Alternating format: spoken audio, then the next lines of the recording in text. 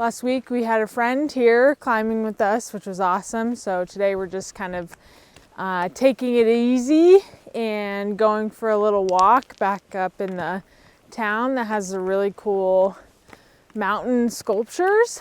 And we only saw one of them last time, so we're gonna go up the trail and check out the rest of them today, which I think will be really fun. And it's obviously a really beautiful day here. It's feeling very much like spring, which is really lovely.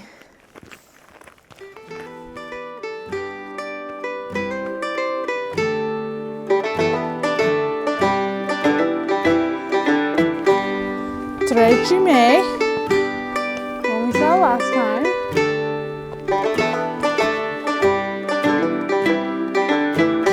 This one is Aletheia, and this mountain has a bazillion rock climbs on it, and it's actually the real one's just right there, which is cool. And the town of Aletheia is right below it. And yeah, this is probably one of my favorite mountains in the Dolomites. I think just because it's kind of become a fixture and definitely the one we see the most.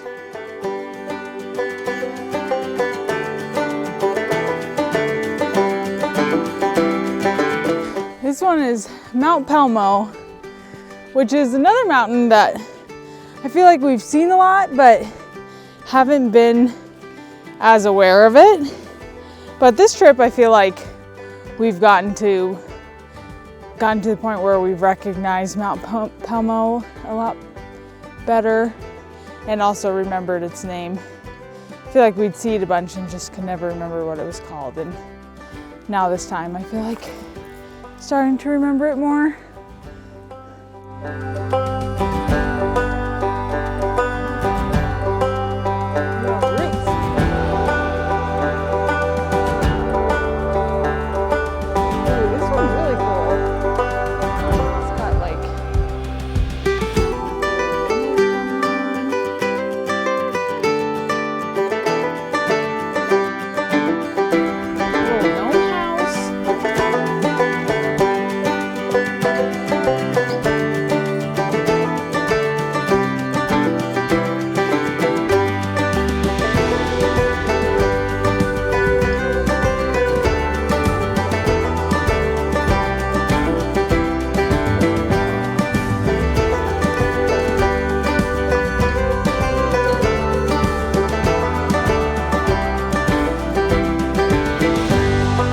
A great picture of it. It's got like the little refugio and the spire. It's amazing.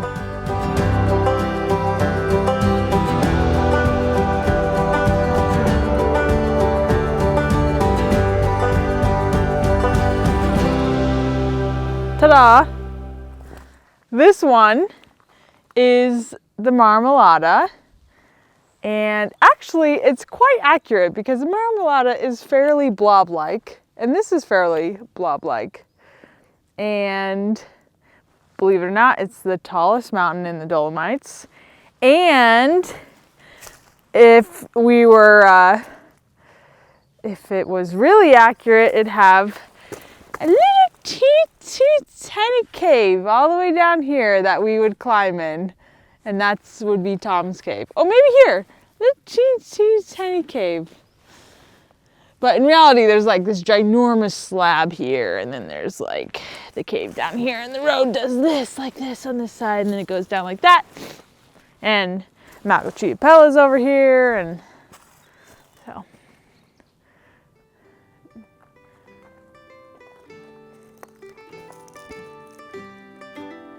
This is a cool picture because it shows obviously the summit of the Marmolada, but it also shows Aletheia here and Mount Pelmo there, which is really cool.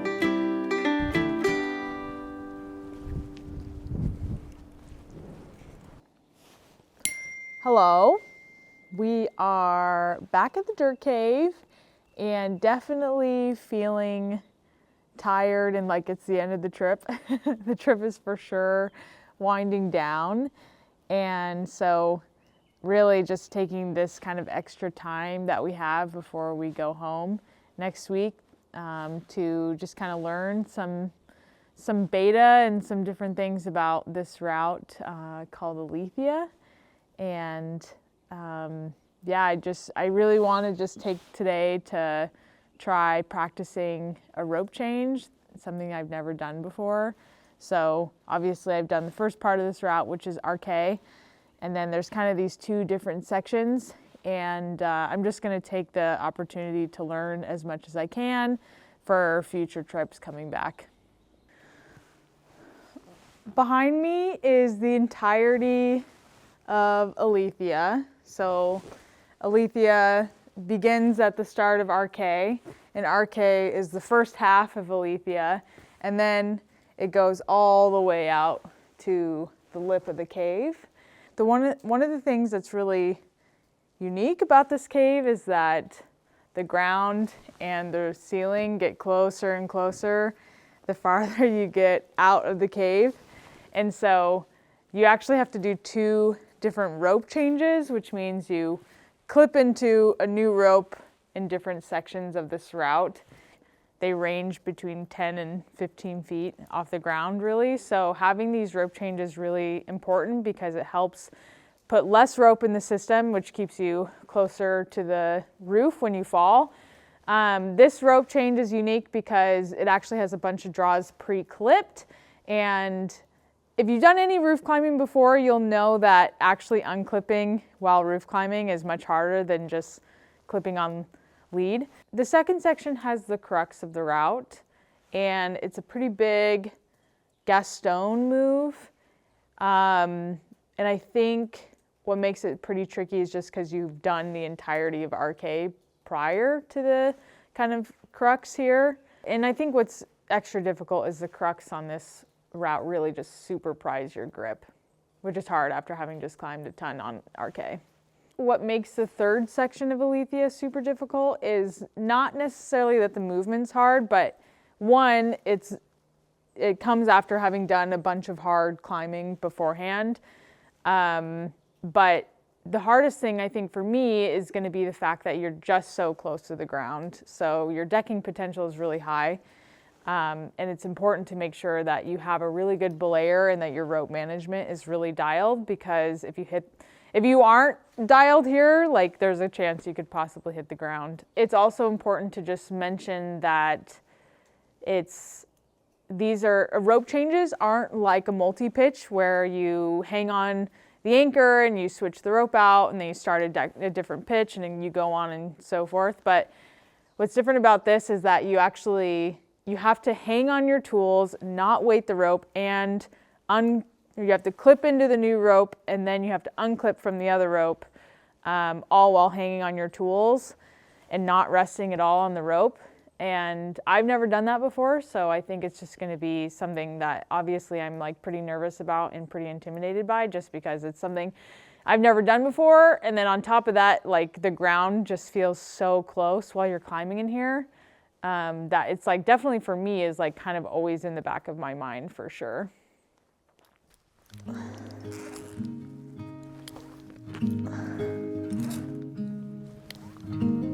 Or me.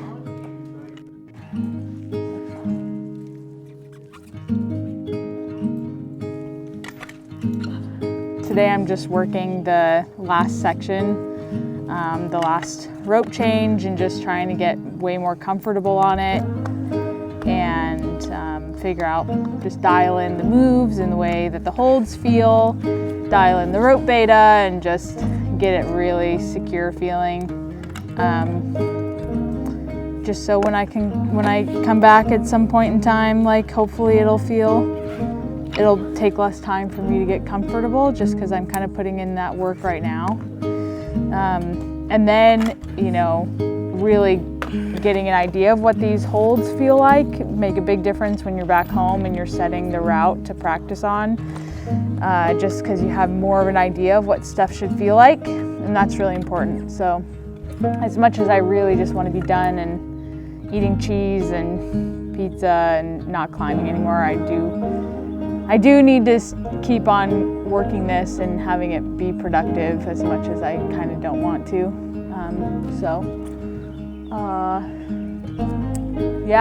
You know, I can definitely kind of feel my drive sputtering a little bit. I wouldn't say I'm like fully burned out, but I'm sputtering. It's the end of the trip and it feels that way for sure. I'm ready for a rest, so.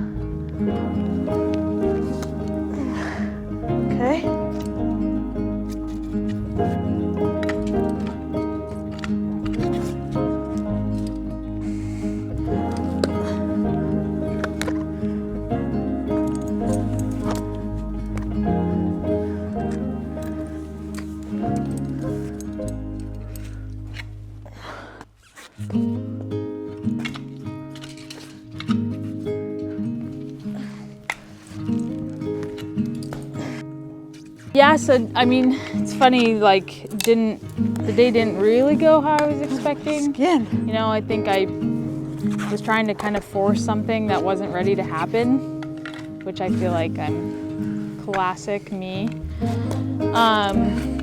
So spent the day really just working the end as much as I could, and then got up on the middle section and climbed through the crux, which is great. I might just try this move. Did a brief little hang, kind of went over my plan, and then got through to the second rope change that's on the route, but it's the first time I've ever done a rope change while climbing, and it actually went really smoothly and like wasn't a big deal at all. And I imagine it'll be much more stressful, like trying to do it while actually going for big goes, but yeah, was actually no big deal. I think I had gotten it kind of wrapped up in my head to be a big thing, and it's like actually not that big of a thing. So yeah, really happy. Ended up being a really pretty big climbing day overall, which I haven't done a lot of climbing recently. So my skin feels like it's on fire, and my calluses are coming off. And oh, okay, easy there on the stakes. Yeah, I'm happy with that. It's like I'm honestly a little bit torn. You know, it's really good progress. Watch me. And I'm just feeling like I just don't want to forget any of it before leaving. I'm trying to like really ingrain it in my head. And I think the really big thing that I'm learning right now is that how really comfortable I am kind of on the higher sections of the route where the moves are bigger. It's just really is fitting my training, and it really is just kind of showing where my strengths are right now. And then when I get into this last section, it's just so heady, and I have a really hard time relaxing. And so I think it's just kind of showing where some of my weaknesses are, which is a good thing to go home and and train.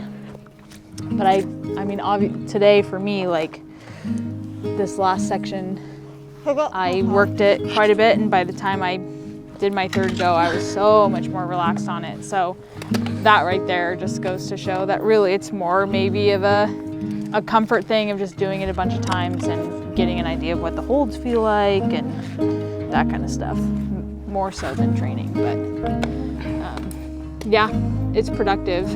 It's definitely like that type of projecting right now where you just kind of see these big leaps, and it feels good. So it's nice.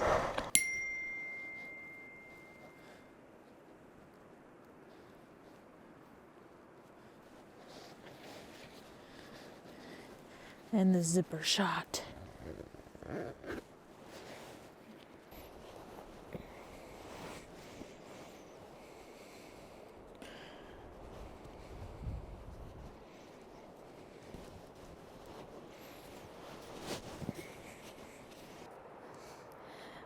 Just me up here in parallel world for probably the last time. You can see the whole route behind me. Yeah, just spending the day up here, getting all the draws and cleaning the route. And yeah, it feels pretty bittersweet to be up here for probably what is the last time, and could be the last time for forever, for all I know. So, you know, it feels just so crazy to have spent so much time on something and get to know something just so intimately, and then be up here for one more time and not really know if you'll be up here ever again. So yeah, it's funny to feel like pretty glad that I don't necessarily have to come up here again, but also definitely a little bit sad too. So yeah, it's just, yeah, it's crazy. It's just the end of the trip and the end of a pretty amazing project. And yeah, it's been amazing. So big thanks to Parallel World for everything that it taught me. You know, it's been a pretty amazing journey, and I'm a better climber because of it. So yeah, I didn't think I would get emotional filming this, but yeah, so closing the book on this one, and who knows, maybe I'll come back someday to say hi, or let this be the end. So all right, bye.